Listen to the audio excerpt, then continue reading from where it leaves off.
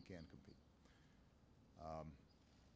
With respect to Baltimore, let me make a couple of points. First, obviously our thoughts continue to be with the family of Freddie Gray. Understandably, they want answers. And DOJ has opened an investigation. It is working with local law enforcement to find out exactly what happened, and I think there should be full transparency and accountability. Second, my thoughts are with the police officers who were injured in last night's disturbances. It underscores that that's a tough job, and we have to keep that in mind. And my hope is that they can heal and get back to work as soon as possible. Point number 3, there's no excuse for the kind of violence that we saw yesterday. It is counterproductive. When individuals get crowbars and start prying open doors to loot, they're not protesting. They're not making a statement. They're stealing. When they burn down a building, they're committing arson. And they're destroying and undermining businesses and opportunities in their own communities that rob jobs and opportunity from people in that area. So it is entirely appropriate that the mayor of Baltimore, who I spoke to yesterday, and the governor, who I spoke to yesterday, work to stop that kind of senseless violence and destruction. That is not a protest. That is not a statement. It's people, a handful of people taking advantage of a situation for their own purposes, and they need to be treated as criminals. Point number 4, the violence that happened yesterday distracted from the fact that you had seen multiple days of peaceful protests that were focused on entirely legitimate concerns of these communities in Baltimore, led by clergy and community leaders, and they were constructive and they were thoughtful, and frankly didn't get that much attention. And one burning building will be looped on television over and over and over again, and the thousands of demonstrators who did it the right way, I think, have been lost in the discussion. The overwhelming majority of the community in Baltimore, I think, have handled this appropriately, expressing real concern and outrage over the possibility that our laws were not applied evenly in the case of Mr. Gray, and that accountability needs to exist. And I think we have to give them credit. My understanding is you've got some of the same organizers now going back into these communities to try to clean up in the aftermath of a handful of protesters, a handful of criminals and thugs who tore up the place. What they were doing, what those community leaders and clergy and others were doing, that is a statement. That's the kind of organizing that needs to take place if we're going to tackle this problem, and they deserve credit for it, and we should be lifting them up. Point number 5, and I've got 6, because this is important. Since Ferguson and the task force that we put together, we have seen too many instances of what appears to be police officers interacting with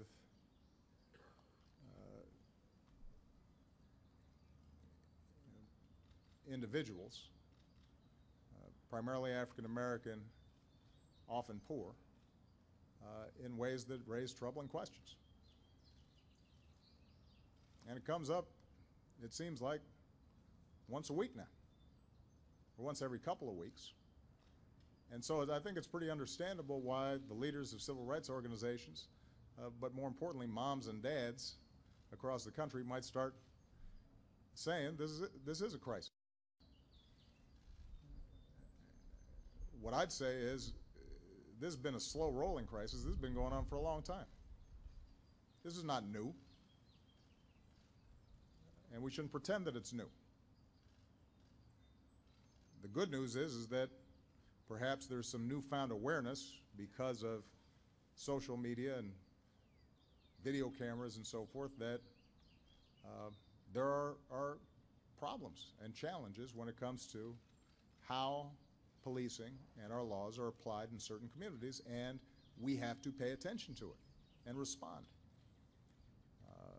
What's also good news is the task force that was made up of law enforcement and community activists that we brought together here in the White House have come up with very constructive, concrete proposals that, if adopted by local communities and by states and by counties, by law enforcement generally, would make a difference.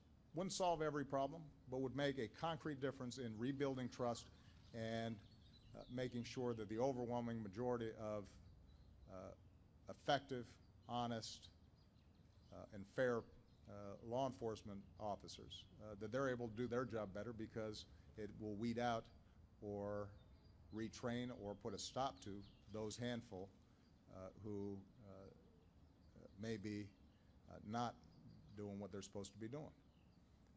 Now, the challenge for us as the federal government is that we don't run these police forces.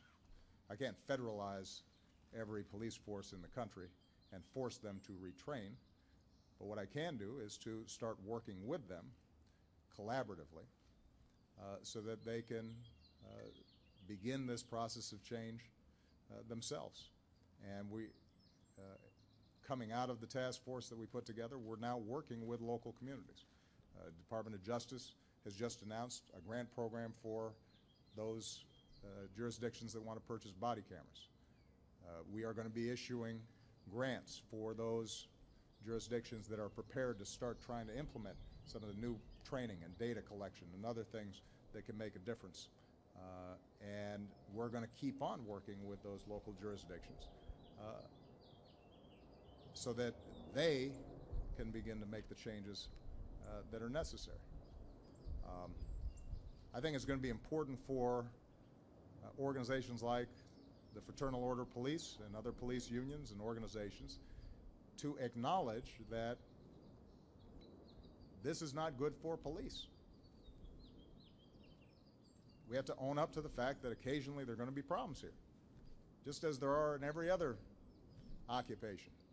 There are some bad politicians who are corrupt. There are folks in the business community or on Wall Street who don't do the right thing. Well, there's some police who aren't doing the right thing. And rather than close ranks, what we've seen is a number of thoughtful police chiefs and commissioners and others recognize they got to get their arms around this thing and work together with the community to solve the problem. And we're committed to facilitating that process. So the heads of our COPS agency that helps with community policing, they're already out in Baltimore. Our head assistant attorney general for the Civil Rights Division is already out in Baltimore. But we're going to be working systematically with every city and jurisdiction around the country to try to help them implement some solutions that we know work. And I'll make my final point. I'm sorry, Mr. Prime Minister, but this was a pretty important issue for us. We can't just leave this to the police. I think there are police departments that have to do some soul searching. I think there's some communities that have to do some soul searching. But I think we as a country have to do some soul searching. This is not new. It's been going on for decades. And without making any excuses for criminal activities that take place in this community, what we also know is that if you have impoverished communities that have been stripped away of opportunity, where children are born into abject poverty, they've got parents often because of substance abuse problems or incarceration or lack of education themselves can't do right by their kids. If it's more likely that those kids end up in jail or dead than that they go to college. In communities where there are no fathers who can provide guidance to young men. Communities where there's no investment and manufacturing's been stripped away. And drugs have flooded the community, and the drug industry ends up being the primary employer for a whole lot of folks. In those environments, if we think that we're just going to send the police to do the dirty work of containing the problems that arise there without, as a nation and as a society, saying what can we do to change those communities, to help lift up those communities and give those kids opportunity, then we're not going to solve this problem. And we'll go through the same cycles of periodic conflicts between the police and communities, and the occasional riots in the streets, and everybody will